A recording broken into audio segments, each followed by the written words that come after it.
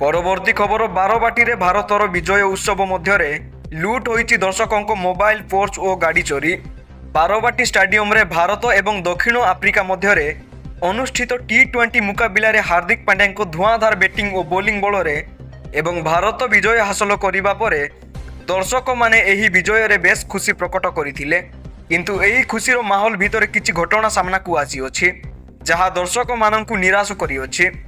ଖେଳ ଦେଖିବାକୁ ଆସିଥିବା ଅନେକ କ୍ରୀଡ଼ାପ୍ରେମୀଙ୍କ ମୋବାଇଲ ପର୍ସ ଏବଂ ଗାଡ଼ି ଚୋରି ହୋଇଥିବା ଅଭିଯୋଗ ଆସିଅଛି।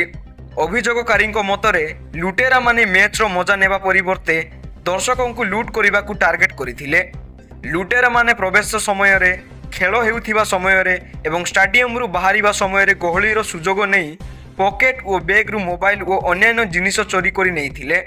ଏହି ଚୋରି ଘଟଣାକୁ ନେଇ ଅଭିଯୋଗକାରୀମାନେ ଷ୍ଟାଡିୟମରେ ସୁରକ୍ଷା ବ୍ୟବସ୍ଥା କିଛି ଭଲ ନଥିଲା ବୋଲି ପୋଲିସରେ ଅଭିଯୋଗ କରିଛନ୍ତି। ଗତ ମ୍ୟାଚ୍ ଗୁଡ଼ିକରେ ଏଭଳି ଦୃଶ୍ୟ ସାମ୍ନାକୁ ଆସିନଥିଲା ବେଳେ ଏଥର ଲୁଟ୍ ଯୋଗୁଁ ଭାରତର ବିଜୟ ଉତ୍ସାହ ନିରାଶରେ ପରିଣତ ହୋଇଅଛି।